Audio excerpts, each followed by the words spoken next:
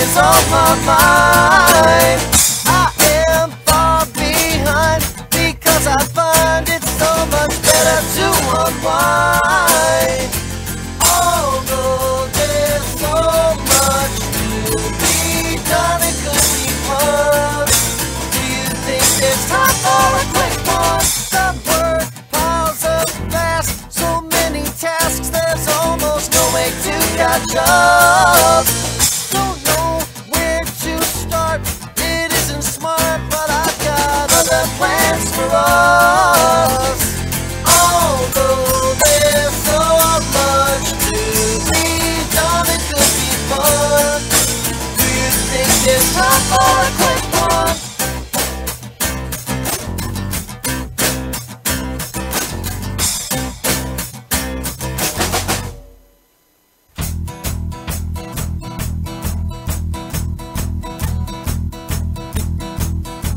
Some say they have seen a gigantic living being, several stories high. We're all going to die.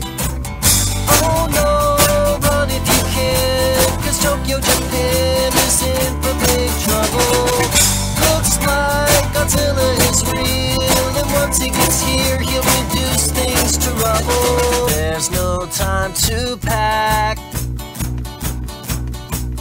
Run and don't look back.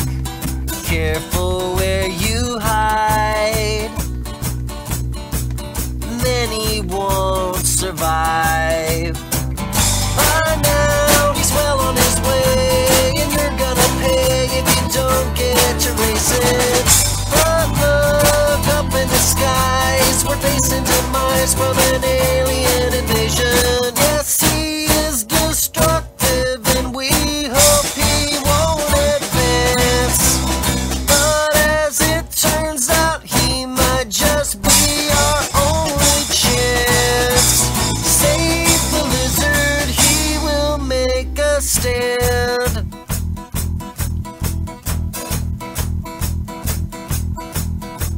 City filled with screams and deadly laser beams. A full-scale attack. Can he hold them back? This is a dangerous place. The city's a waste with battlegrounds epic. Both sides are pummeled and fried with nuclear eyes and death rays electric. Yes, he is destructive. We have seen this in the past. But as it turns out, it's an advantage that he has. Save the lizard, he will kick their ass.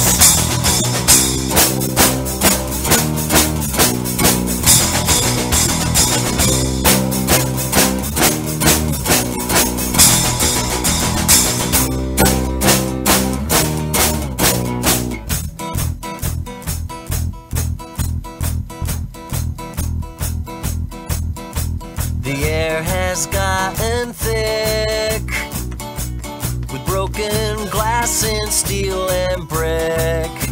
The aliens are no more. Hear Godzilla's mighty roar. And so the battle was won, and when it was done, he retreated to the ocean. And if we're ever attacked, I bet he'll be back, at least that's what I'm hoping. Yes, he is destructive, partly from gargantuan girth.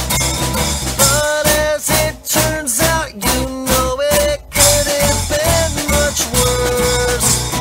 Save the lizard, he will save the earth. Hello everybody, and welcome to yet another great episode of BroBryceHealth. My name is Bryce L. Tomlinson, and today is a basic Q&A session here. I'm going to set up this window thing, because that didn't work.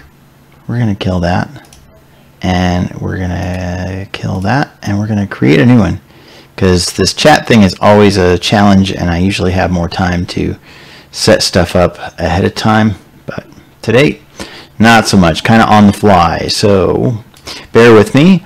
Let's bring in the Facebook chat over here, and we don't have a guest today, so we will wing it, just you and me.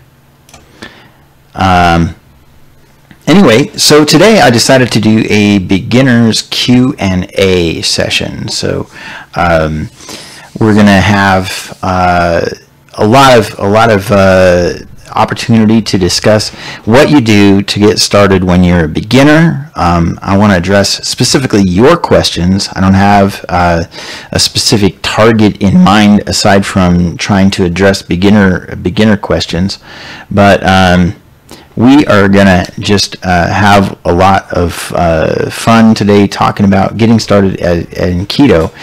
And it's my intention eventually to get on a guest, and we will do a focused discussion on how to reverse type 2 diabetes. But thus far, I haven't been able to work out the schedule for that. So today is just going to be a basic beginner's Q&A. So it's going to be like if you have questions about figuring out your macros, if you have questions about if a particular food is keto, or if there's other alternatives.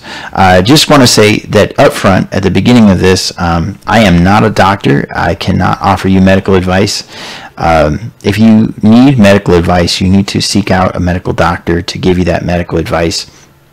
So this video and this chat session is meant as informational and maybe entertainment purposes only, but not to be regarded as medical advice, because I can't give you medical advice. I'm not a medical doctor. I'm not a licensed nutritionist, not a licensed dietitian.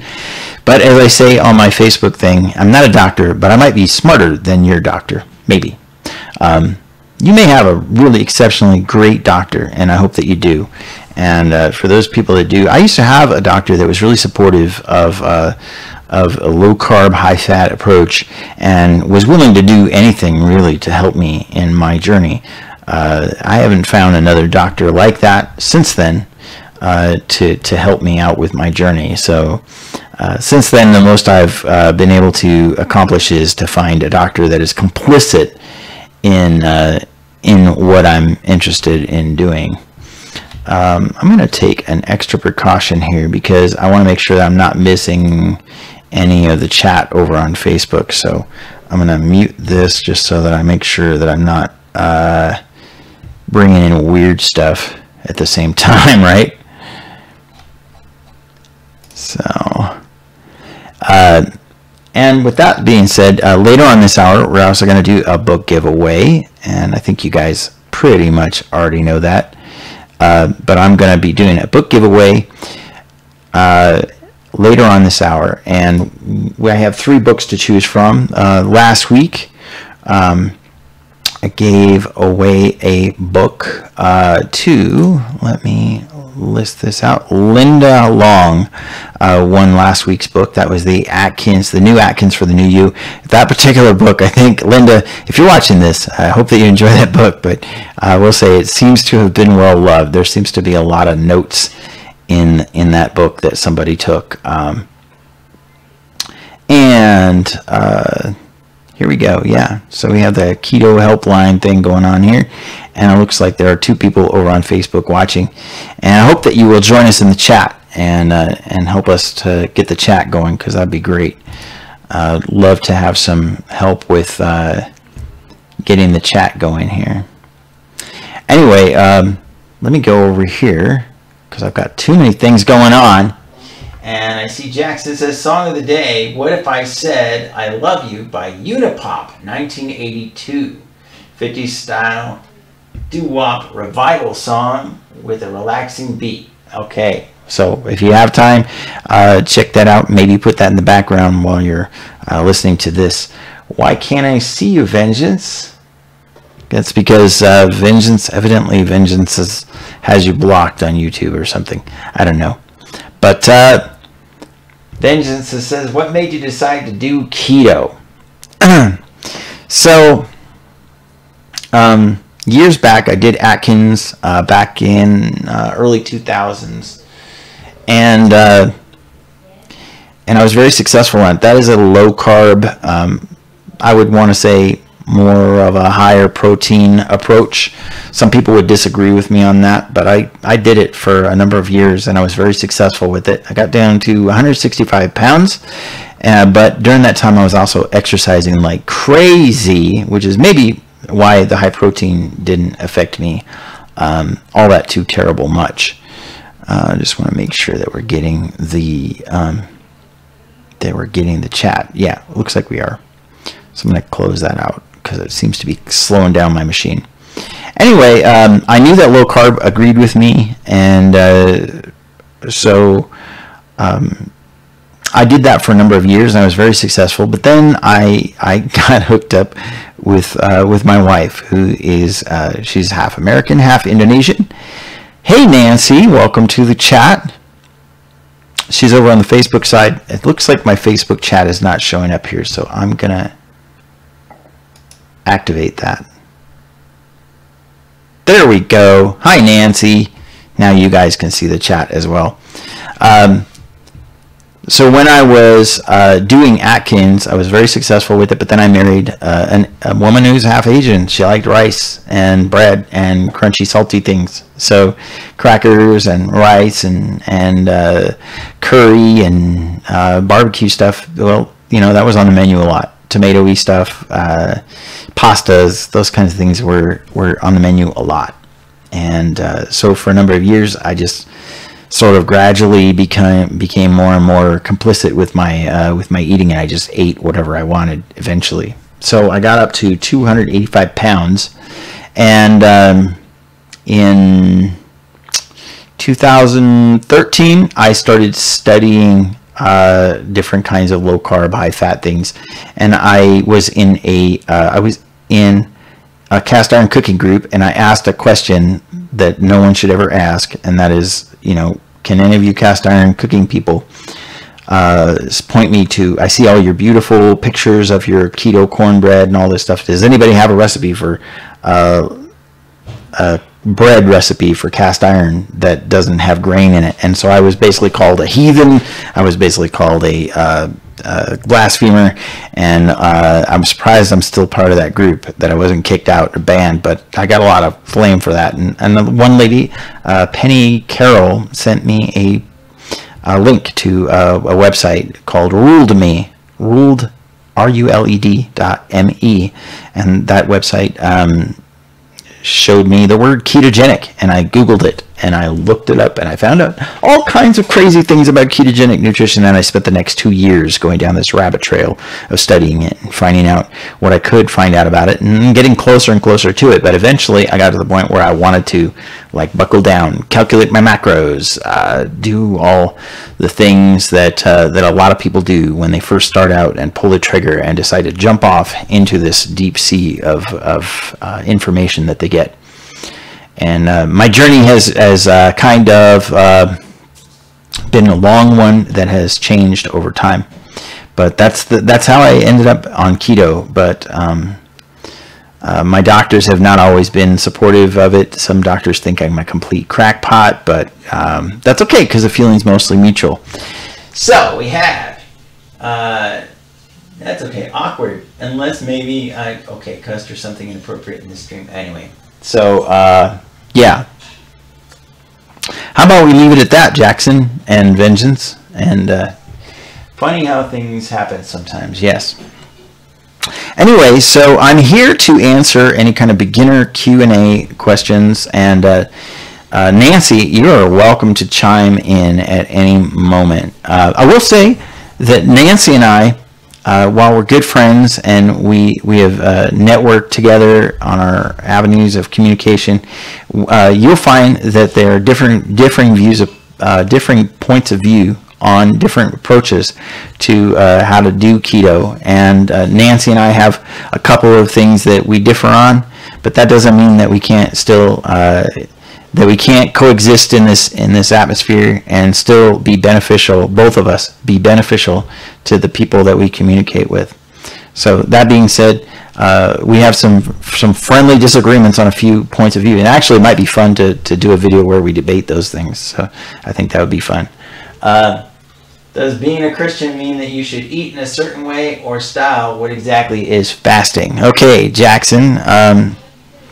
I think that there are some Christian faiths that have a certain viewpoint on like vegan or vegetarian or whatever like that. There's no science to support it, but there is some of that going on. But the scripture says that the scripture says that don't call something unclean that the Lord has made clean. So I don't know. But there are some people who are in different places in their journey, and Paul says to not be a stumbling block to those people. So that's the attitude I take. But I don't think the scripture has specific instructions for non-Jews that I know of on how to eat. Maybe don't die. Try not to eat stuff that will kill you. You know, that's probably a good guideline, whether you're Christian or not. Okay, so Vengeance and Jackson, if you guys could keep that to a minimum, that'd be great. So I'm not sure why that debate needs to happen here. It doesn't need to happen here because there are probably going to be people asking questions about keto. Anyway, so over here on the Facebook side, what do we have going on here? I'm not sure if we have a number of people. I think we have a 60-second delay. So if you guys are seeing a delay on this stuff, I think there's a 60-second delay. I think that's something in the settings that I need to work on in my thing. And I also need to get rid of that. Okay, so yeah, there's something to be said for spending, you know, an hour in preparedness for one of these streams and getting it ready. Anyway, yeah, the Jewish faith has no pork if they're eating kosher, but I know a lot of Jews that don't particularly follow a kosher way of eating. But that you know, that would limit a lot of stuff for me because I love bacon. So let me fix this too. There we go. If anybody wants to Skype in, there's Skype and a phone number down there. The phone number is kind of weird because I actually have to hold the phone up to the microphone because I tried to wire it in, but the wiring thing is not particularly working. One of these days I'll figure that out. But the Skype thing works pretty good, and we can have Skype guests on here. We can have Skype call-ins. If you guys want to Skype in and call in your questions, feel free to do that either over on YouTube or Twitch. I ask that you mute your YouTube or Twitch or Facebook Live, mute your computer or whatever you're using, whatever device you're using to speak on. Yeah.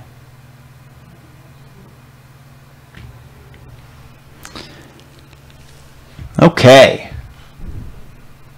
Any cheeses that are not keto? So let's just talk about cheeses. Yeah, that's a great question. So American cheese is not keto. American cheese is not cheese. It's closer to plastic than it is to cheese. It's not actually cultured. What it is it's got a little bit of dairy something, and it's got a lot of processed oils and fats in it that are highly inflammatory. So American cheese is not cheese, and that would constitute it not being keto. Some other cheeses that are sort of questionable are so like string cheese, for instance. String cheese is okay on keto, but you really need to watch it because it's generally part skim, so it's actually got some non-fat milk right there in it. That's not cultured. It's not a real sharp cheese. The sharper the cheese, the better. So like medium or sharp cheddar, or you have different kinds of highly cultured cheeses that are, the sharper the better. Let's just put it that way. So the milder cheeses are not necessarily as suitable for keto because the less cultured they are, the more lactose is in them, which means more milk sugar. So, apparently, a whale loved to eat up Jonah. There's questions as to whether he was actually a whale or not. But yeah, cheddar cheeses are keto. I generally tell people, you still have to watch cheeses because you can eat enough of it that it actually stalls your progress. Some people have inflammation as a result of any dairy. So each individual is a little unique in that respect. People aren't so different that you can't possibly get to the bottom of what a problem is, but they are different enough to where people have certain different reactions to a few kinds of foods. And dairy is one of those kind of up in the air questions for a lot of people. For some people, there's no problem at all, but for other people, it's problematic. And the more of that lactose that's in there, the more problematic it's going to be. The more lactose and casein, so the sodium caseinate that's in most milk products before they're cultured. Other than like cream, for instance, doesn't have hardly any lactose or casein in it, but it also doesn't have much of the milk in it. It's just the cream. That are keto, I said, American cheese is fake. Yeah, it tastes good in grilled cheese sandwiches, though. Yeah, the other cheeses that can work better are like cheddar, Swiss, sharper cheddars, like sharper cheeses, like I said. Even brie is pretty good. Blue cheese is pretty safe. Virtually zero carbs. So those are pretty great, and they're high in fat, so it's good. The higher in fat and the lower in carbs, which generally means the more cultured it is, the better. And that's it. Hey, welcome to the chat, Sherry. Sherry's over on the Facebook side. If you guys could give me any kind of feedback as to how it sounds, how it's looking over there, that'd be great. That'd be helpful too. Is Mexican food keto? Vengeance says. So, I'd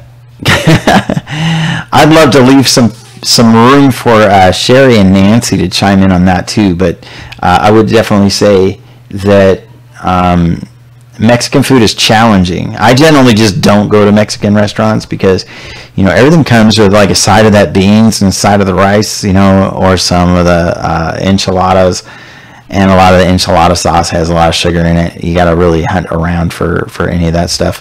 Tortillas are not keto generally, unless you made them yourself. Tortillas are not keto.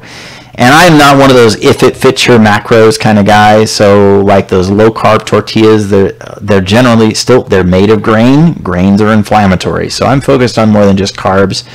But technically they're low carb enough they could be considered by some to be keto, but grain is generally not a keto friendly ingredient, so I say no.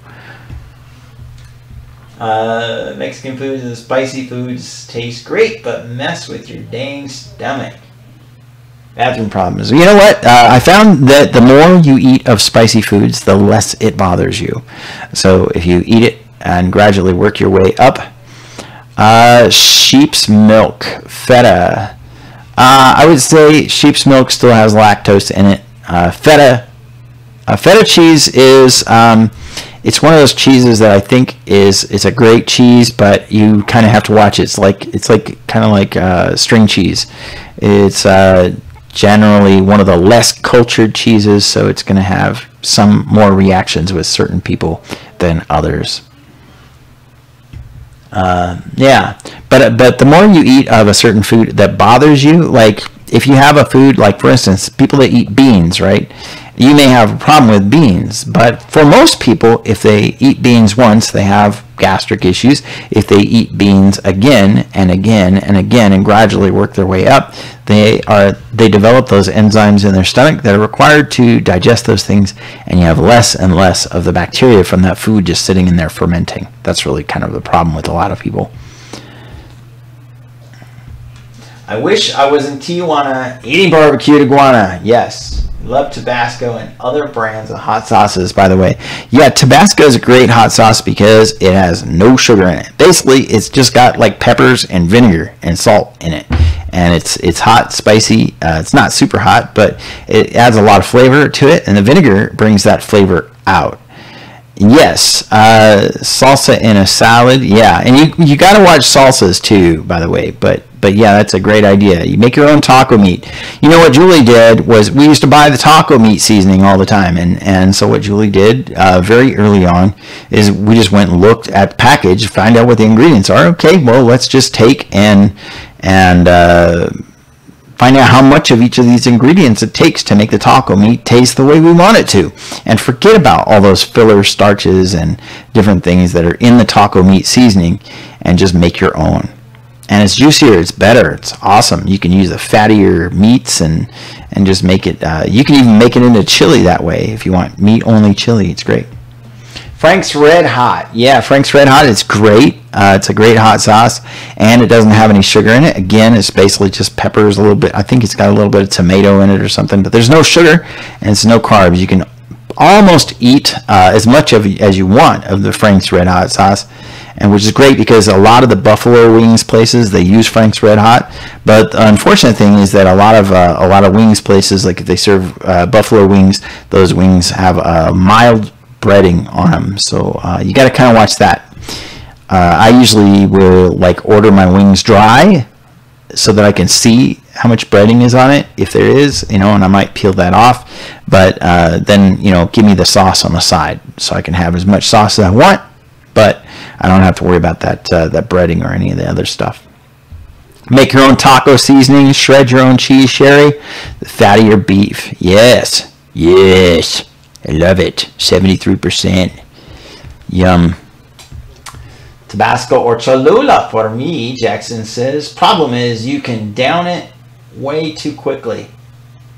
You can drown it out way too quickly. Learn that to limit yourself. Yeah, I think that if you are intolerant of such things, you probably should take it easy at first and work your way up. But I'm kind of a chili head. I can kind of take as much as I want. I generally don't like a lot of sauce on the stuff, so that's helpful for me because, especially like barbecue, something or other, I'm not crazy about barbecue because they usually drown it in the stuff, so I usually avoid barbecue. And a lot of times if I go to a barbecue, like we have a rib cook-off here in Reno, it's a big town thing and it's giant, and a lot of times I'll try to just find a place where they just don't put the sauce on it themselves at all. Packages are awful. Yes. Packages of the cheese and packages of the seasoning, a lot of times, like for instance, I'll go back to that Frank's Red Hot seasoning. Frank's Red Hot is a great sauce, but the seasoning has other stuff in it outside of what the sauce has in it. So you kind of got to watch that. I saw that for sale when it first came out at the store where I worked, and I opted not to buy it because of the other ingredients that are in it. And you don't have to be as much of a strict person as I am to be in keto and be successful at keto. You don't have to be as strict as I am, or as strict as Nancy is, or as strict as Sherry is to be successful at it necessarily. But you might find that that's where you end up. And that I didn't start out this way. I started out eating like fat bombs like 4 or 5 times a day. I started out making pastries and pies and all kinds of stuff all the time. And now I barely make those things at all, except on special occasions and by request. Hey! I have got to get this working better where I can actually read the Twitch side. Oh my gosh. I need to go over here to the live side so I can actually see the chat over on this side because it's terrible. It's so tiny on my screen. I see Tony. I see nerdy people. I see them all the time. They don't know they're nerdy.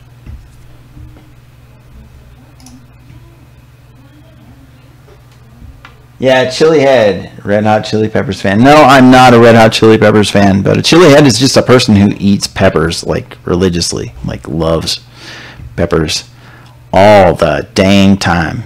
So that is that's what's up with being a Chili Head. Let's go over to the channel. Hopefully this doesn't cause, I shouldn't cause a problem because I got it muted. Ah, goodness, it's not showing me the chat over on Twitch. Somehow I'm missing something.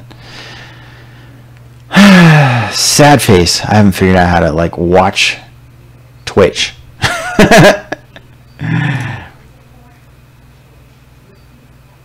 Yeah, I haven't figured out how to watch my Twitch and see the stream. There we go. Hey, so I can pause it here and read the stream. There we go. So now I should be able to see you guys talking over here on this side, but I gotta pause it so it doesn't cause problems with my software. Anyway, back at it here. Yeah, don't drown it in sauce.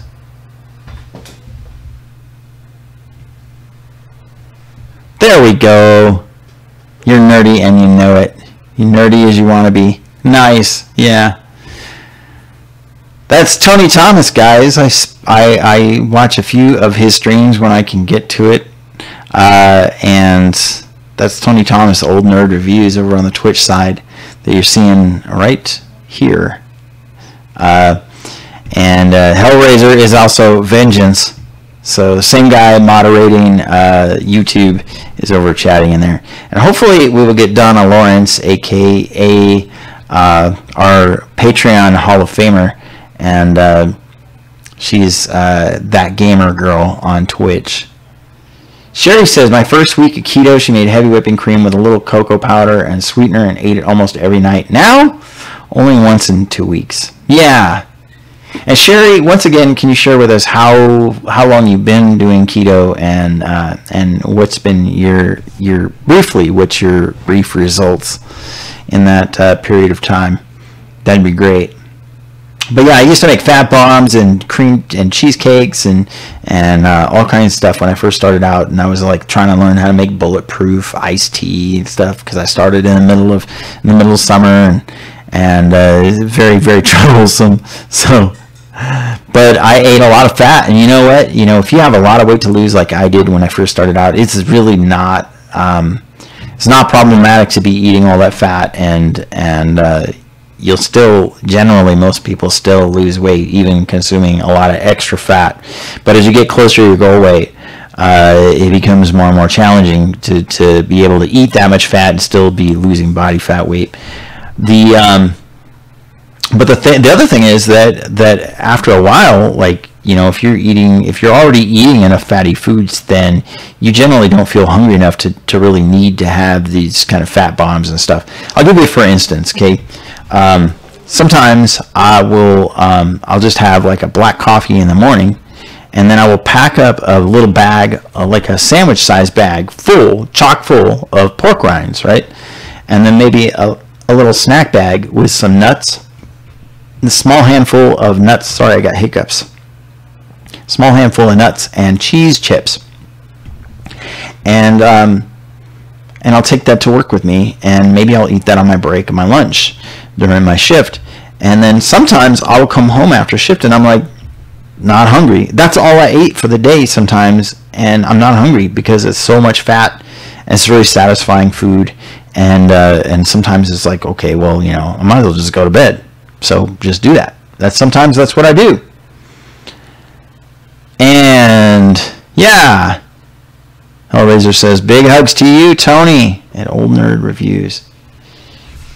So Sherry is saying, yeah, I think she did not, yeah, she hasn't responded yet to that. We're still on a 60-second delay, I think, so trying to keep my eyes open on all of the chat windows because it's hard to see in the middle of this thing. I'm like, look over here, you see? Yeah, it's really strange to try to read that little tiny print. I gotta fix that someday. Sherry says 9 weeks keto. She's down 24 pounds and 5 inches. She stalled last week due to Shark Week. Some of you know what that is. And but she's feeling great, which is more than most people would say due to Shark Week. But yeah, if I had a Shark Week, man, I'd be in trouble. So your keto questions. If you have keto questions, they're great. In just a few minutes, I'm going to be giving away a book to an interested viewer. We have a few people in here. One of these days, I got to figure it. I tried to run the magnifier last week, the magnifier to magnify this chat session so that I could read it more easily on my screen, but didn't work out. It takes up too much CPU power, so I didn't end up being able to use it. So in the meantime, I'm going to try to expand this window out to try to see what's going on. Yeah, that's a little better.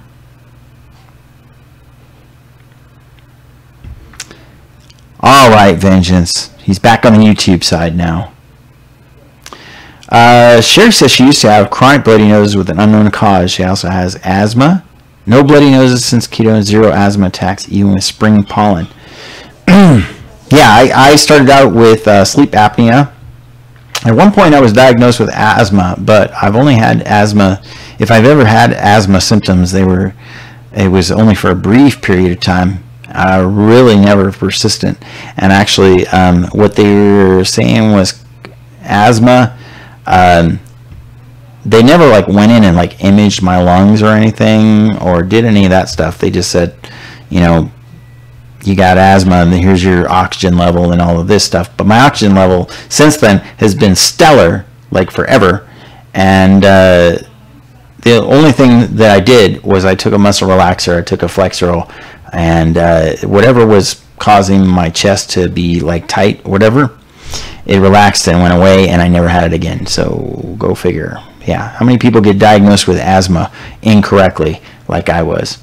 I used to have sleep apnea, don't have that anymore. I also used to have acid reflux, but because keto raises the acid level in your stomach, because you're eating foods that are challenging for your body to digest, so your body causes more acid to be present there, and that's not a bad thing. People just freak out about the acid level in your stomach, but it's an alkaline level in your stomach that causes acid reflux. Once I got rid of that alkaline, I didn't have acid reflux anymore.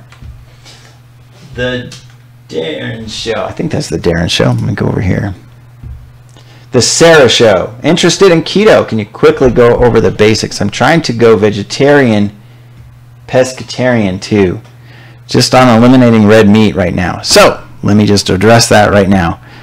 George McGovern, the McGovern Council, who put together the guidelines, the USDA guidelines, and enforced them on American people, which is primary reason why people have so much cardiovascular issues. He was a pescatarian at the time, and he believed that people needed to reduce their cholesterol level by diet, and they needed to reduce the amount of red meat that they ate and the amount of eggs, and the amount of cholesterol that they needed to eat was supposed to be equivalent to what is in one egg.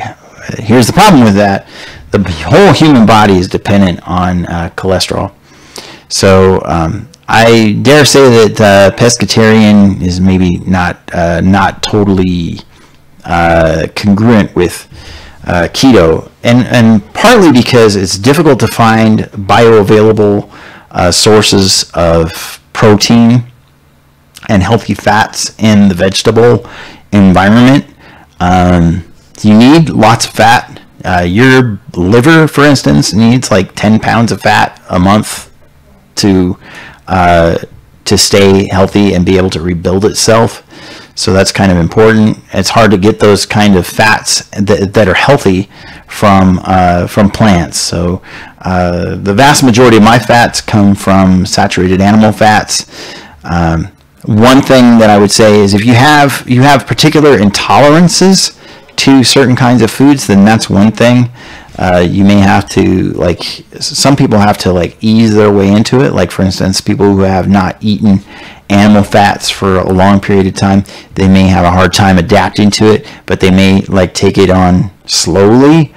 But there's not a lot of science to say that, in fact, there's no science to say that people who are vegetarians live longer than people who eat meat. In fact, all the science, thousands and thousands of people in the studies that have supported and most of those studies done by vegetarian-driven organizations, they're just disappointed with the results because it didn't show that vegetarians live longer, and it showed, in fact, that more vegetarians tend to have some kind of neurological issues later on in life, partly due to, I guess, the omega-3 to omega-6 equation, the ratio.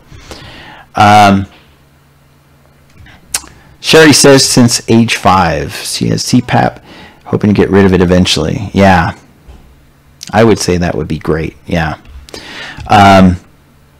So the basics of keto is it's very low carbohydrate, very moderate protein, very high fat. Most of our fats come from saturated animal fats, for most of us anyway. Some of us we get our fats from like MCT oil or coconut oil or avocados and stuff like that. But if you eat enough avocados to make up all your fat, then you probably aren't staying very low carbohydrate. But it's a very, very carbohydrate restricted diet. Moderate protein, which means you need to have enough protein to maintain healthy tissue, but not a lot more than that, or not more than that. And it's debatable how much of that is actually needed, but it's difficult to get bioavailable proteins that the human body can use, because we're not a plant. The human body can use to make up muscle tissue and organ tissue using plant stuff. Yeah, this red meat is not the demon that it's been taught to be. And by the way, I'm coming from a person, you know, at one point in my life, I went very low fat, tried to avoid the fatty foods. I do think that fish could provide some amount of fat and a decent amount of protein. You'd have to eat a whole lot of it, and that would keep your omega-3 ratio, but you'd have to be eating certain kinds of fish that don't have other inflammatory factors as well. So it might be kind of expensive, but it could probably be done. But it doesn't. The problem is that if you're just avoiding red meat on the principle that it's supposed to be hazardous for you, there's not a lot of foundation for that. But if you're avoiding it for moral reasons or for, you know, religious reasons, or, you know, some kind of that other kind of call, whatever that is, that could be something totally different issue that you could be dealing with. But if you're dealing with it on the science of red meats being carcinogenic or something like that, red meats do have nitrates in them, but green leafy vegetables have several times more. No one's crying about it because they're not cooking those at high temperatures. So if you don't cook your red meat at super high temperatures, like above 350 degrees, then you're not dealing with the nitrosamines that nitrates turn into when they're cooked at high temperature. The oxidized nitrates turn into nitrosamines, and then that becomes carcinogenic. But nitrates in and of themselves aren't the hazard that everyone makes them out to be. So if that's the reason why you're avoiding red meat, you should probably maybe check that out. That's a great question though. But yeah, fish could provide enough fats and protein. I think that there are civilizations and tribes of people that eat only fish, and I think they do great. And I think that mostly those people are living off of wild fish too, so that helps. You know, less chance of like mercury and radioactivity or whatever. I'm not sure how much we can avoid those things, but we just do what we have control over. So that's all I'm saying is you deal with what you have control over. So great, yeah. That's why I brought up that point. Some people, they have issues with the ethical ways of farming and stuff like that. That's a great question. So I'm glad you brought that up. But I wanted to bring up the history of George McGovern and the pescatarian thing. The pescatarian is not a super great diet, and regardless of the fact that the American Heart Association endorses it, the American Heart Association also put their seal of approval on Cocoa Puffs. So, you know, we can go on and on about that. But I'm glad you're here, and I'm glad you asked that question. It's super great. That's exactly the kind of questions that I'm hoping people bring in. Yeah, I almost went on a CPAP machine, Sherry, and because I had really bad sleep apnea. I was like waking up with sleep paralysis, like freaking out because I stopped breathing for a long period of time. And yeah, I'm glad, Sarah. I'm glad to do it. That's what I'm here for. That's what I'm hoping to be able to do. I figure if I'm combative with anybody, that's not necessarily helping to minister to anybody particularly, but it's I think it's important to really like address questions in a way that, you know, I try to look at things from a logical standpoint. So I think of cows as my food, but I do also think that cows should be treated better, and I think that chickens taste awesome. But I also think chickens should be treated better, and pigs have emotions too, you know. But truth is, when it comes down to it, like what can I afford to eat? So I'm going to buy what I can afford to eat, and a lot of times I'm kind of strapped. So try to just eat what I can afford. For instance, last winter, I think during October and December, I did the bacon experiment. But rather than just eat bacon, which is an equal fat to protein ratio, so it's 1-to-1 grams of fat and protein, I ate, because I had a job that was particularly strenuous and was giving me a hard time, I ate pork sirloin, which is a little bit leaner, still high in fat, still a lot of calories, but I ate about 1.5 pounds of pork sirloin roast instead of bacon. And yeah, 67 times an hour. Yeah, I can relate. Yeah, I snort a lot more too. Yes, Sherry. But I do think that if you know, one thing that was cool is that I was able to find that on sale, and we were kind of strapped at the moment. It couldn't have come at a better time, and so I went a month eating 1.5 pounds of pork sirloin roast for 99 cents a pound. You kind of can't eat any cheaper than that. So one meal a day of 1.5 pounds of pork sirloin roast. It was pretty awesome, and it was in the air fryer. It tasted, it was just wonderful. But try to live within your means. Oh yeah, we're way past the time. So I'm gonna run a little long tonight. I'm gonna give away a book, okay? Like 10 minutes late on giving away a book. So here we go, and I'm gonna answer that question in a second, Sherry. So the first book that we have to give away, and all you have to do is say that you're interested, and you have to be in the USA. Now, if you're not in the USA, I will still mail you this book free of charge. I'll still ship this book to you, but the difference is you have to come to the USA to get it. And then I will ship it to my front door, and you can get it there if you're not in the USA. But here, the first one that we have is the Dr. Atkins Carbohydrate Gram Counter. I believe this is 2003. And this is a 2002 edition of the Carbohydrate Counter. It's like a little pocket book that you can carry around with you. It gives you a general idea of the carbohydrate, fat, and protein grams in certain foods.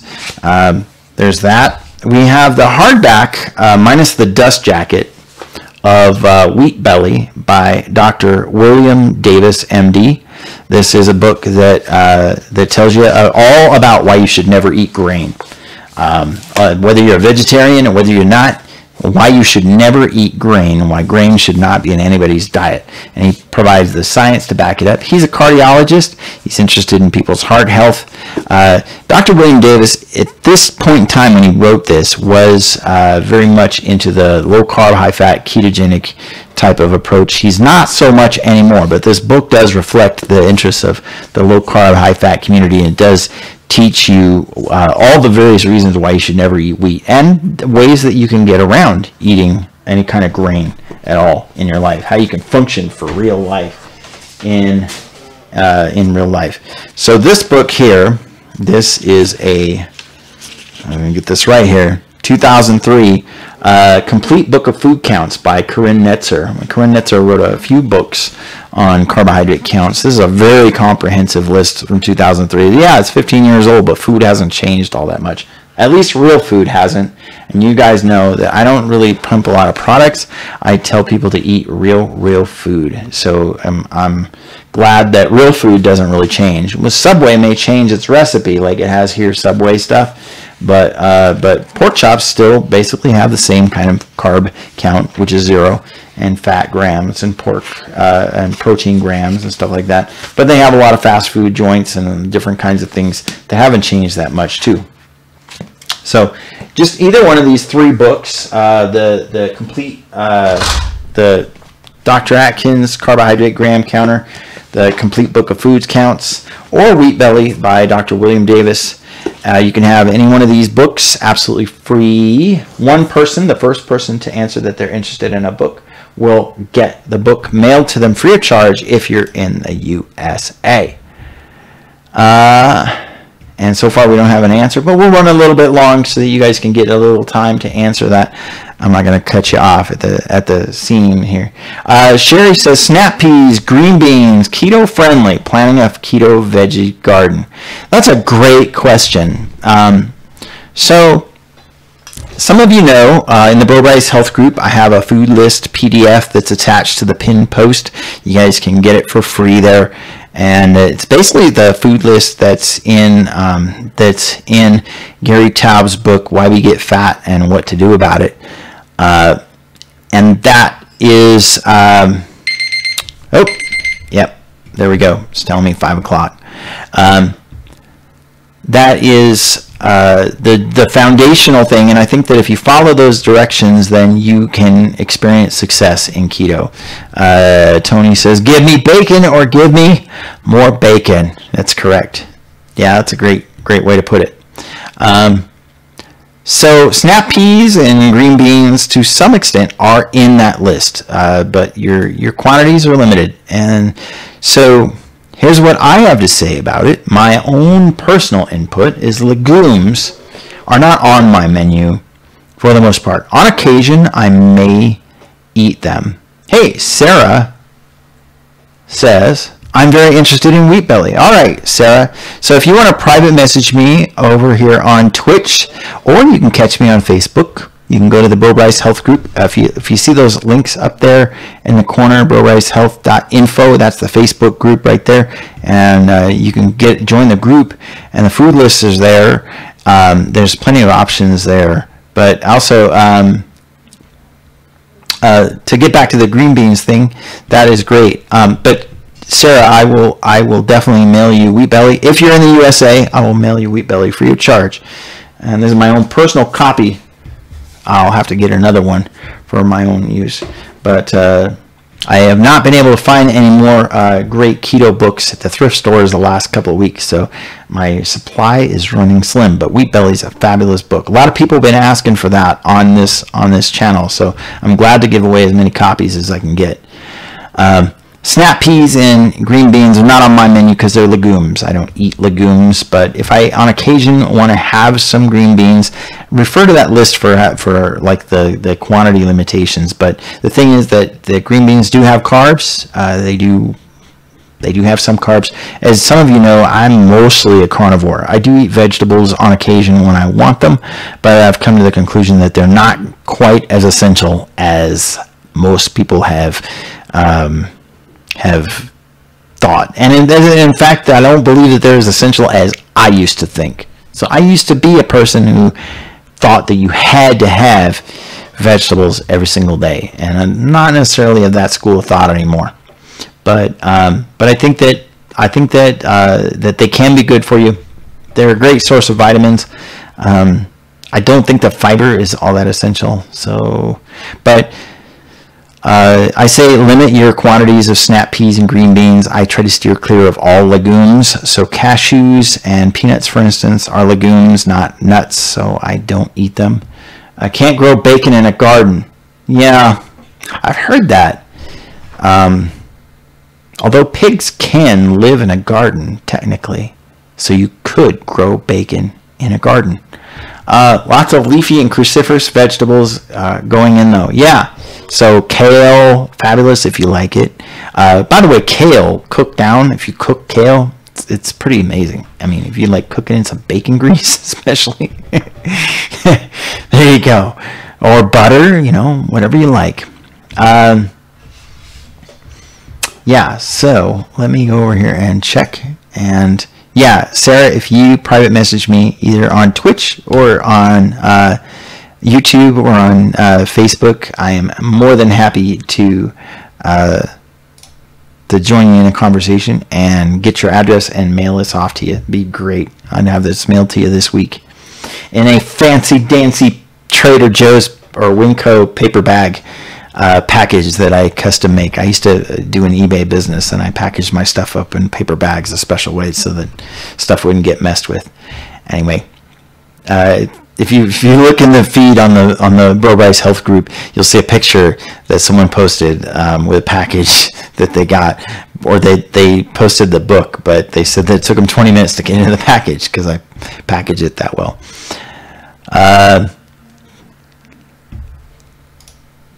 All right, so let me check the chat here again.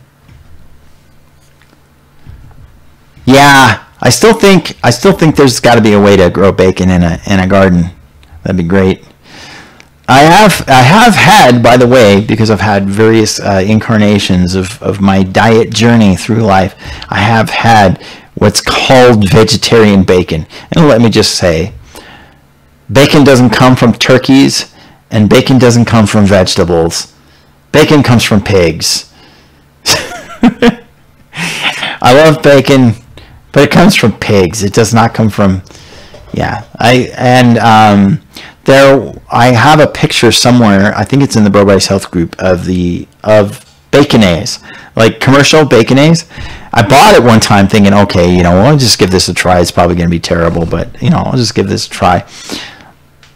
Oh my gosh, it's hilarious. What's going on with Baconaise, and it says that it's completely vegetarian, nothing artificial. Okay, so how is it bacon anything, Baconaise or otherwise? How is it bacon anything if it's completely vegetarian and not artificial? So there's just a lot of contradictions on that label, just there. And then when you look at the ingredients, it's just a horrid mess. It's some kind of Frankenstein of some kind. Hey, we got a new subscriber over on YouTube. Thank you, Ariella Jargo. I think that's it. Ariella Jargo. Hey, thank you for subscribing, Ariella. Great to have you. Anyway, yeah, so we have done our book giveaway. We've done the basic Q&A, and we're gonna invite you guys to come back next week. I'm gonna have Keto Cat on here, and Cat Keto is gonna talk to us. We're gonna have a friendly debate about that's not keto. So like all these, if you ever been in a Facebook group or something or a forum or like a Reddit or something where people are talking about, oh, look what I found at Aldi's, right? And they show this, you know, this one food that's low carb or whatever, and they turn it around, they show the label, the ingredients, and it's only got this many carbs, and we're going to like rip those foods apart. And so both Kat and I have a few differing viewpoints. We love each other to pieces, but we also, at the same time, we have some different opinions on what is and is not keto. And I have a more clinical definition of keto, and I tend to reflect that in my comments. So we're going to have like a different kind of debate next week. So it will be like an open debate. You guys are welcome to join in the debate. It's going to be a friendly debate. If you cannot stand joining in a friendly debate, if you can only get your hackles up and get all heated and wild and everything, you can go like fry eggs on your head somewhere else. Make sure you fry bacon on your head as well. Vincent says he doesn't like trolls. So get ready for some trolls next week. Yeah, cage match. It should be fun. Kat and me are going to kind of go at it. battling it out, but in the friendliest, lovingest way you ever seen. And so we're going to basically show you how people can have different opinions and still get along, still be friends. And we're going to have a friendly debate about stuff that's we're going to get all sciencey on you guys next week. So this week was beginners. Next week is like, you know what, you may start out in one place and you end up in another place because you get more educated, and that's what we're hoping to do with BroBryce Health Group, and with, you know, people like Keto, and with Dory, my colorful keto buddy Dory, and Nancy over in Keto for Real Life People.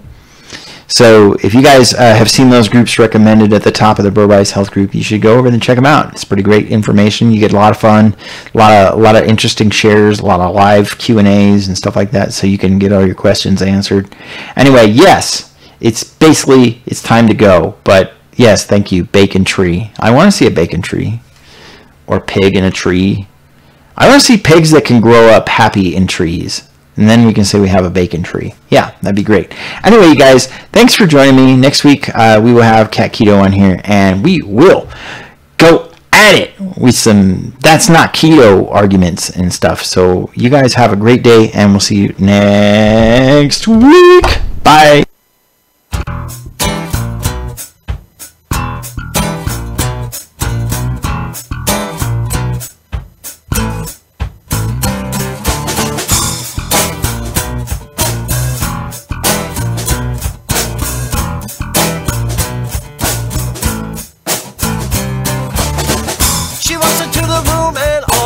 Turn. Not only cause she looks so hot, they can also feel the burn. The temperature is rising and the sprinklers turn on. That's how I saw it happen in my mind. It will come true though before long. I'm not blind, girl, I must confess. You could scorch muffins if you touch them when you wear your evening dress. I need a glass of water, I need fresh air. I tried to get some loving, but the room is like an oven when you're in here.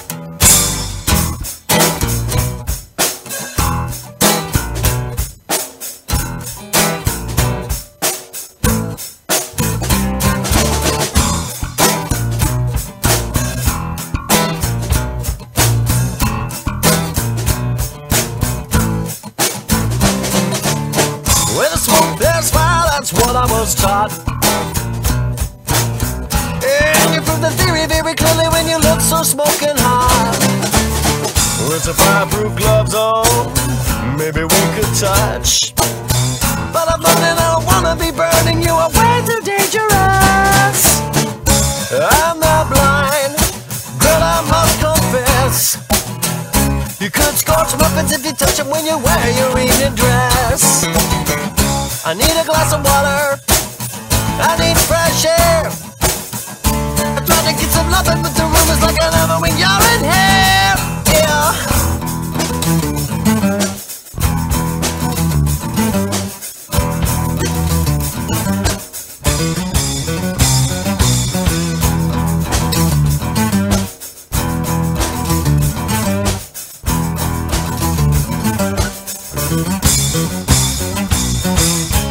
I'm not blind, girl, I must confess.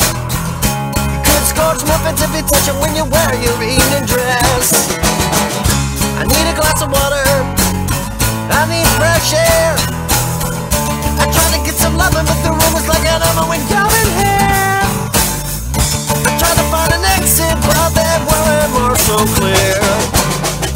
I can't get too close to your flame because I might just disappear.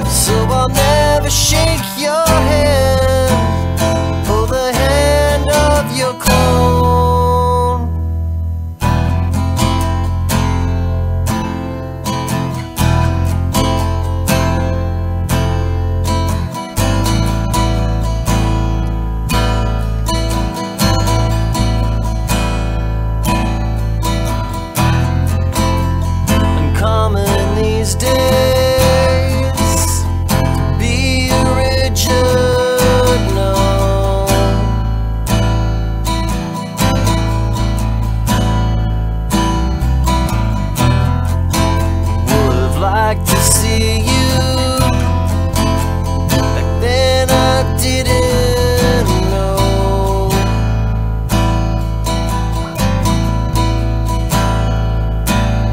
No one gets a second chance.